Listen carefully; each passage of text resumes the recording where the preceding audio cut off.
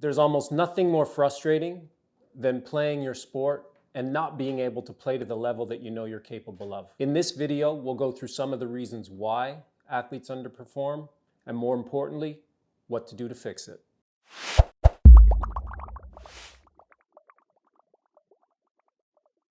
Hi, I'm Daniel Gallucci, Neuro-Performance coach, and I've been lucky enough to work with tons of athletes in almost every sport imaginable.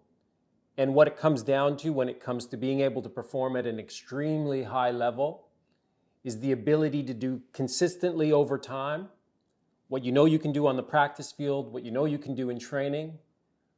But in the real world, often what we see is this gap between what we hear about and see online and then what's actually happening in the trenches of sport where you need to perform at your highest. And that gap is something that we're going to address today. It's very common to hear that sort of deep breath and relax type mantra. I was actually at a game the other day and I could hear the coach screaming over the bench, "Take a deep breath, relax, relax." And it's funny because it actually does the exact opposite thing in the moment. When you tell people to take a deep breath, usually what happens is you'll see this massive upward chest movement, shoulders go up, chest moves up, and you can take in a lot of oxygen. But then what happens is you have this massive inhale, a relatively short exhale, and that only furthers the stress response. It only winds you up even more. And actually what we need to be doing is the opposite. I worked with a pro tennis player who basically wasn't really excelling. They weren't really playing to their potential. And they'd been doing all the usual stuff. They'd been doing their stuff in training. They had been going through seeing a sports psychologist. And in tennis, in this particular case, it becomes super important because the margins are so slim. Like the amount of points between winning a match and losing a match are really razor thin. So going through the sports psych, which is great, they were going through strategies in terms of positive affirmations and self-talk, some of the breathing stuff that we mentioned where it was like, okay, you need to do your relaxing breathing as if you were kind of sitting on a mountain somewhere. And while this is good, like the reality of it is in the real world, when you're in a pressure-filled moment, when you're in a situation where everything about your physiology is trying to go one way and is fighting to go another way, it's often really hard to grab yourself and go back. So it's not enough to just say, okay, get into positive breathing or this positive sort of mindset when everything in your physiology is pointing you in another direction. So you need to come at it with a certain level of specificity, because without it, it's almost like you can increase the stress response because you're telling yourself all these things that you've been telling yourself, and when it's not working, it just creates a further and further stress response. Your eyeballs literally start opening up, your pupils open up to grab more information. So you're like a lion running through the Serengeti, and you're that little bit of prey and you're trying to escape, and really it's not working out for you. So what we need first, and we're going to go through, is you need to be able to calm that response down. You need to be able to make decisions to be able to do the things that you need to do. That actually starts with some visual stuff. That starts with acuity. So being able to hone in with your visual system, and to have acuity, you also need stability. And that's what we're going to go through. Drill number one is what I like to call the close and slow. Okay, so this is really when you're having to battle particularly stressful moments in a game. And as the name would indicate, what I really want you to do is I want you to first think you're going to close your mouth, literally, not figuratively. Oh, what does that mean? No, literally, I want you to close your mouth and slow your breathing down. What that's going to do, as soon as you've done that, even if you're like on the verge of hyperventilating, you can just close your mouth for a few seconds and slow your breathing down. What that's going to do is it's going to bring your nervous system back down a bit. Because what often happens in these very stressful moments is there's too much information in the brain. There's too much excitation. There's too much stuff happening in the pageantry of what's around. And what we need to do is bring it back down again. And that can happen in literally, like we've seen that in 4 or 5 seconds. So even 1 or 2 breaths to be able to close your mouth, slow your breathing down. Your mouth is closed, so it means you're only breathing through your nose. You can slow it down in as little as a couple breaths. And then if you can take that to 5 breaths, 10 breaths, that's great. On a changeover in something like tennis, it's going to be a few breaths. If it's a shift in a hockey game or in a basketball court, maybe you've got a little bit longer. So the context is there. It can be dependent on the context of what it looks like in your particular sport, but the important point is close and go slow. Drill number 2, something that I like to call eagle eyes. So this is really about stabilizing your gaze, literally letting your eyes hone in on its target and being able to create stability. And when you may think, oh, okay, well, why do we need this? It's something that we see in the world of sport. You also see that in the world of injury. You see that in the world of developmental disorders, where oftentimes in stressful situations, we actually lose the ability to keep our eyes stable. So our gaze becomes very unstable. Our eyes are bouncing around, trying to collect information, trying to understand where we need to go. And what we need to do is hone those eyes in. We need to create that stability, create that balance again. So when we're doing that first drill, which is about creating sort of that balance in your central nervous system, closing your mouth, with the drill number 2, you're doing it at the same time. So as you've worked on your breathing and you've closed your mouth, I'm breathing through my nose, I'm going nice and slow. At the same time, I literally just need you to pick a target with your eyes. So that can be a water bottle in front of you, it can be an ad on the boards, it can be the corner post over here. I need you to keep your eyes on that target while you're breathing. So while you're going through your breathing, it's low and it's slow, you're keeping your eyes stable. And that stability is going to bring your central nervous system back down into the point. It's going to allow your physiology to kind of work with you rather than against you. And when we're doing that in game, you're going to do it for the length of time that you're doing the breathing drill. We're also going to get you to do it in training. And this is something where you just want to do it double the amount that you would do it in the game.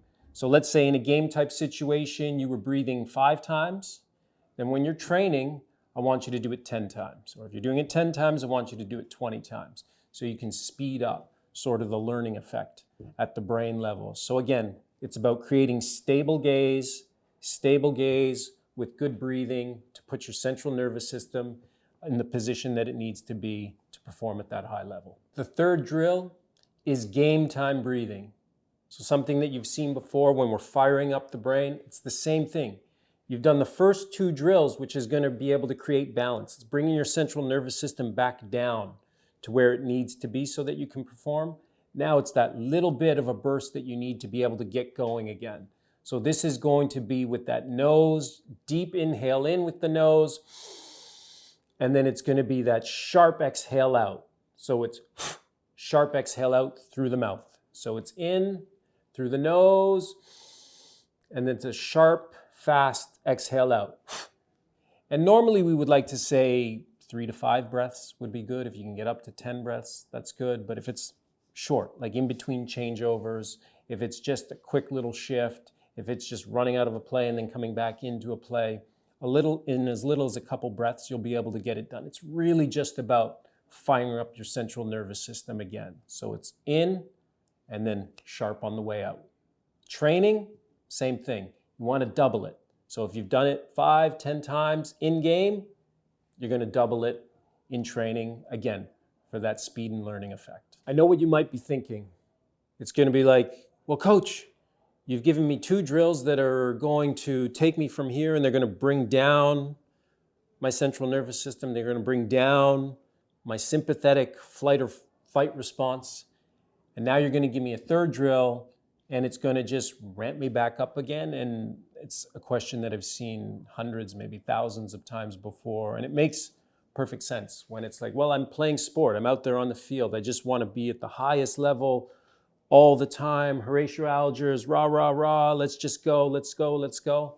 And the reality of it is, while that inherently may seem to be the case, it's not actually true when you're looking at sport at the highest level, just like it wouldn't be when you're that gazelle running through the Serengeti trying to escape from a lion. You cannot stay at 1,000 RPMs. You cannot stay at 10,000 RPMs forever. You're going to need to be able to escape, make your way, then you're going to need to be able to relax a bit, and then you're going to need to be able to go again. The way that our physiology from the brain and body perspective is designed, that acute response is meant to be short term.